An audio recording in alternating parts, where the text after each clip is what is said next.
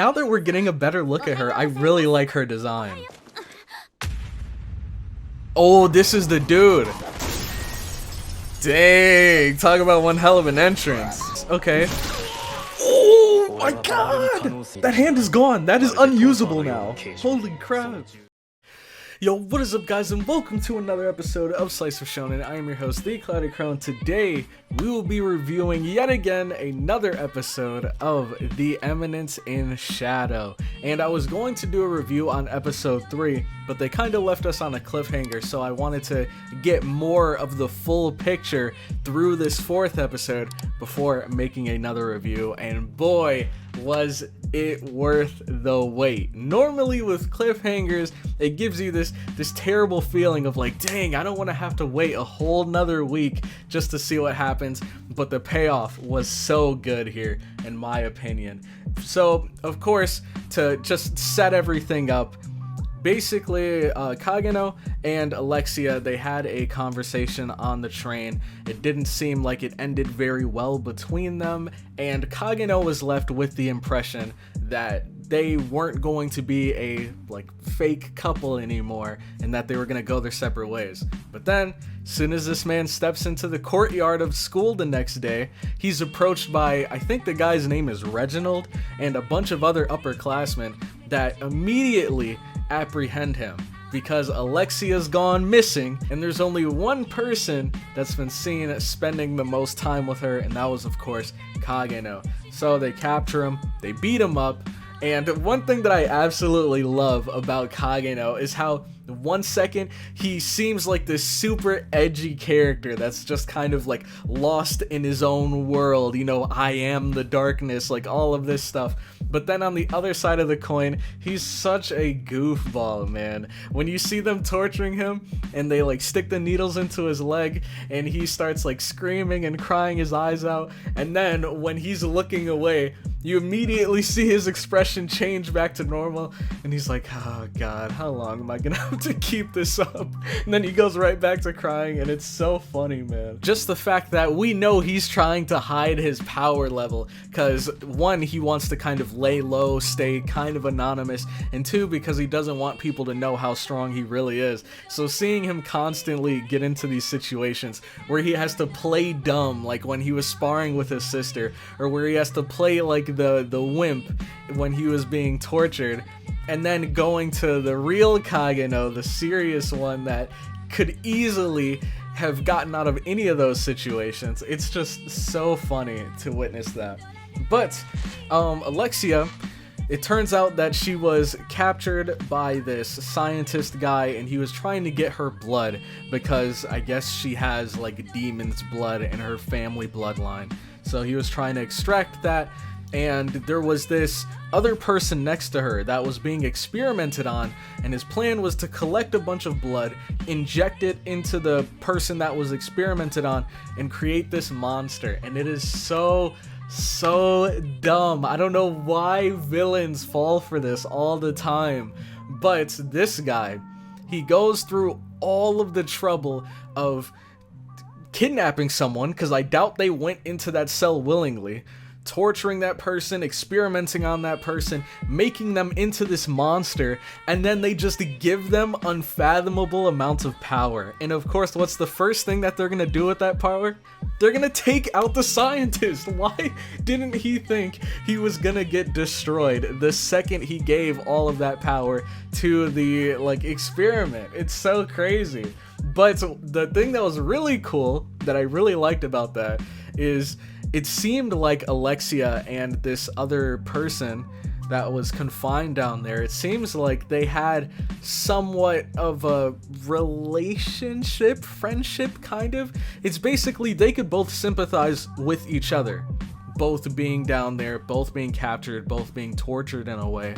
So when the demon finally got this power, they used their strength to break the chains for Alexia. Instead of killing Alexia, they freed her, which I thought was so cool, because I didn't really, or I feel like none of us really knew what this person was thinking the entire time they were down there, because we just constantly see them kind of staring at Alexia, glaring at Alexia, but their mouth is like sewn shut. So we have no idea what's going on in their head. And then seeing that they actually went out of their way to save Alexia, I thought that was so cool. It's like, you know, me and you, we were in the same situation, so why would I butcher you when they were treating you just as horribly as they were treating me? And then Kagenou, my boy Kagenou. Well, before we get into him, I want to talk about the other members of Shadow Garden, because I think it's really cool how they finally came back. It seems like they're slowly regrouping. Kagenou, he was too young to be able to go to the capital, so they went to the capital to try to further their ultimate goal of taking down this demon clan. And in the meantime, they've been like rallying troops, gathering new members, and when they were relaying this information to Kagenou, he was just like, oh, okay, did they like hire some extras? Because this is all a story that he kind of fabricated. He didn't think any of this was real, but there is an actual demon clan out there, and these girls are actually trying to combat them. They are actually recruiting new members to join the cause, and he just thinks that, like, I think he even said himself word for word, like, I'm sure these girls all have their normal lives that they have to deal with, so it's really cool that they're taking the time to come and visit me and, you know, play this game with me, because he doesn't think any of this is real. But in actuality, they're like reporting back to him because he's their noble leader. Like, he doesn't even know just what he's created here, which is so cool. And then lastly, of course, we have Kagenou, and boy, he was not happy about those people torturing him. They didn't even have any solid proof that he was the one that kidnapped her. And one thing that kind of disgusted me, just slightly, it left a bad taste in my mouth, was the fact that not only were these guys torturing Kagenou to get answers out of him, but you could also see once they freed him that they had smirks on their face, like they were enjoying torturing him, which I thought that says a lot about their character. Because if you gotta do what you gotta do, I can understand that. Trying to beat answers out of him, I can understand that. But actually having a smirk on your face and enjoying, like, torturing someone that's, well, seemingly in pain is a little bit bizarre to me. But hey, they got exactly what they deserved. And okay, this is the part that really kind of like blew my mind outside of the plot twist, which I'll get to in a moment. But when Kagenou steps out of his house and then the guys seemingly are just waiting for him to leave, as soon as he comes out, they throw the boot at him. And they're like, wow, what do you think you're doing here with Alexia's boot? It has her magic all over it. Why do you have it in your possession? And they were clearly trying to frame him. And it's so weird because they didn't have solid evidence that he did it. So instead of finding the actual culprit, finding where Alexia actually is and trying to save her, instead they're just so dead set on framing Kagenou. And we find out that the reason why is because Reginald was the one that kidnapped her. The guy that I'm guessing is like the leader of all of these other guys that are in charge of torturing him and stuff. He captured Alexia and he hired the scientist to extract her blood. So finding that out at the end of the episode was so mind-blowing. I didn't expect that at all. I thought it was just some crazy scientist trying to do some random experiment, but to find out that it was not only a person, like a student at the school, but the person that she was supposed to be match made with that's doing this to her, that actually caught me by surprise.